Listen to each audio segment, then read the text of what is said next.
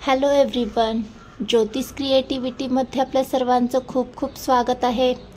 चटण्यांचे बरेचसे प्रकार तुम्ही आजवर पाहिले असतील, पण आज मी तुम्हाला लसणाच्या चटणीचे 2 वेगवेगळे प्रकार दाखवणार आहेत, जे तुमच्या जिभेची चव नक्की वाढवणार आहेत। या चटण्यांसमोर तुम्ही बाहेरचे जे वडापाव बर्गर आहेत ते नक्की विसरून जाल। तर सगळ्यात अगोदर आपण गॅसवर कढई गरम करण्यासाठी ठेवायची आहे। इथे मी अर्धी वाटी शेंगदाणे घेतलेले आहेत, अर्धी वाटी सुकं खोबरं किसून घेतलेलं आहे आणि अर्धी वाटी लसूण घेतलेला आहे। तर सगळ्यात अगोदर आपल्याला शेंगदाणे भाजून घ्यायचे आहेत। तर कढई बऱ्यापैकी गरम झालेली आहे। आता यामध्ये आपण शेंगदाणे घालून घेऊयात। तर हे सगळं आपण एकत्रच भाजलं तरी चालेल, पण खोबरं जे आहे ते लगेच करपण्याचे चान्सेस आहेत, त्यामुळे हे मी सेपरेटच भाजून घेणार आहे। इथे भाजताना आपण तेलाचा अजिबात वापर करायचा नाहीये। मीडियम गॅसवरच आपल्याला शेंगदाणे छान असे भाजून घ्यायचे आहेत। थोडेफार इथे शेंगदाण्यांना डाग पडले की आपण लगेच यामध्ये घालून घेणार आहोत लसूण।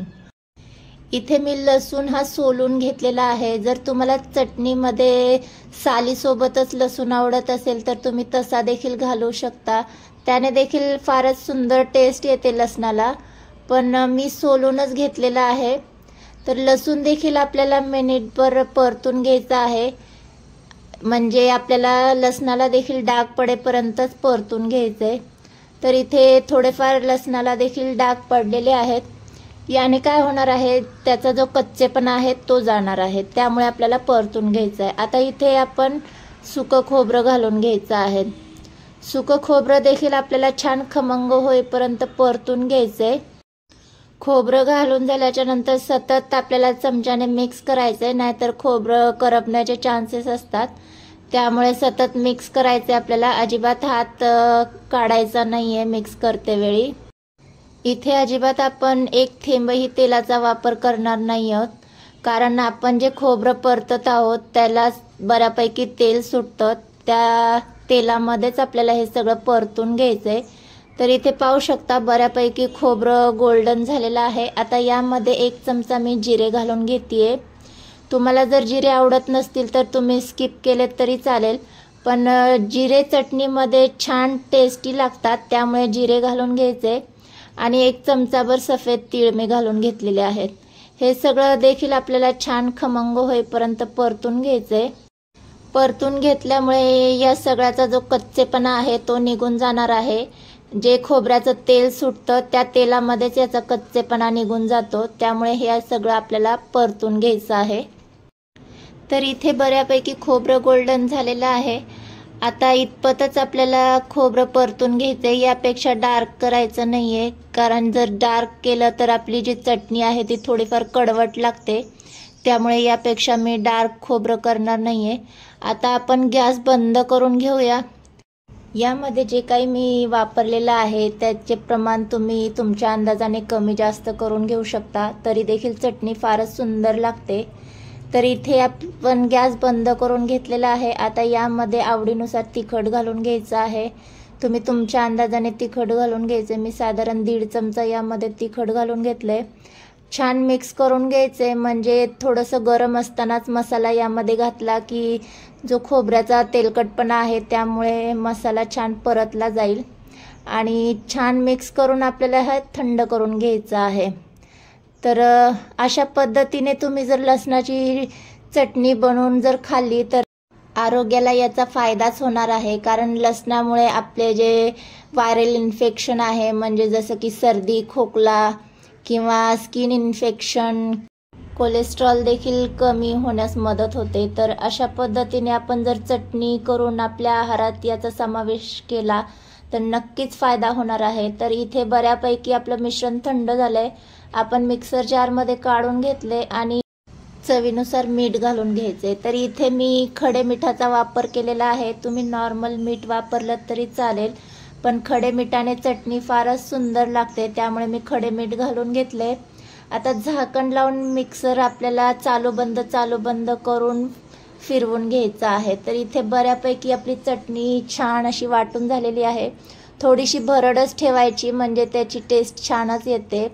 कारण शेंगदाणे खोबरं वगैरे आहेत त्यामुळे ते भरड ठेवले की चटणी सुंदर लागते।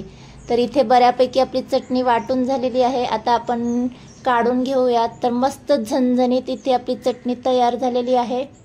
तर मस्तच कलर देखील आलेला आहे। तर आता आपण दुसरी चटणी करून घेऊयात। तर दुसरी चटणी करण्यासाठी त्याच मिक्सर जारमध्ये आपल्याला घालून घ्यायच्या आहेत लसणाच्या पाकळ्या। तर इथे मी अर्धी वाटी लसणाच्या पाकळ्या घालून घेतलेल्या आहेत। यामध्ये आपल्याला चवीनुसार मीठ घालून घ्यायचं आहे। मीठ घालताना जरा बेतानेच घालायचं, कारण ही चटणी करताना अर्धी वाटी लसणाची फारच कमी चटणी होते, त्यामुळे मीठ जरा बेतानेच घालायचं आणि तिखट देखील बेतानेच घालायचं। तर इथे मी साधारण 1 चमचाभर तिखट घालून घेतलंय आणि छान हे मिक्सरला आपल्याला फिरवून घ्यायचं आहे।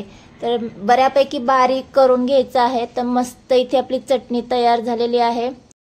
चटणीचं प्रमाण कमी असल्यामुळे तुम्हाला यामध्ये दिसत नाहीये। तर मी हे आता कढईमध्ये काढून घेणार आहे। तर त्याच कढईमध्ये आपण काढून घेणार आहोत ज्यामध्ये आपण मसाले परतून घेतले होते।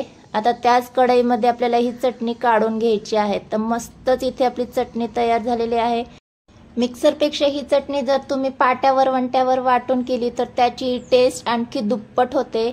तर ही चटणी आपण काढून घेतलेली आहे। आता ही आपल्याला थोडीफार तेलामध्ये परतून घ्यायची आहे, म्हणजे लसणाचा जो कच्चेपणा आहे, आपण तिखट आणि लसूण घातलेला आहे, त्याचा कच्चेपणा जाण्यासाठी आपल्याला ही थोडीफार परतून घ्यायची आहे।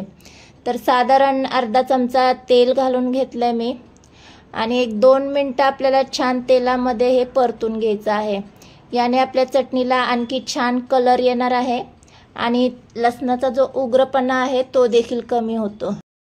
अशा पद्धतीने जर तुम्ही चटणी बनवली तर ही चटणी तुम्ही चपातीसोबत, भाकरीसोबत, कशासोबतही खाऊ शकता। खूपच टेस्टी लागते ही चटणी, अगदी महिनाभर तर सहज टिकते। तर मस्त इथे आपली चटणी देखील परतून झालेली आहे। आता आपण काढून घेऊयात। तर दिसायला जितकी सुंदर दिसते तितकीच खाण्यासाठी देखील टेस्टी आहे। आज मी तुम्हाला लसणाच्या चटणीचे जे 2 वेगवेगळे प्रकार दाखवले आहेत ते दोन्हीही खूपच टेस्टी आहेत। तर ह्या चटण्या जर तुम्ही बनवून खाल्ल्या तर बाहेरचे पिझ्झा, बर्गर तुम्ही नक्की विसराल। इथे दोन्ही चटण्या मी सर्व केलेल्या आहेत। तर आजचे हे लसणाच्या चटणीचे 2 वेगवेगळे प्रकार तुम्हाला कसे वाटले? व्हिडिओ आवडला असेल तर व्हिडिओला लाईक आणि चॅनलला सबस्क्राईब करायला विसरू नका। आणि अशा छान छान झणझणीत आणि चमचमीत रेसिपीसाठी ज्योतिष क्रिएटिव्हिटी चॅनल पाहत राहा। भेटूया नेक्स्ट व्हिडिओमध्ये। तोपर्यंत मस्त खा आणि स्वस्त रहा। ज्योतिष क्रिएटिव्हिटी चॅनल पाहत रहा। बाय।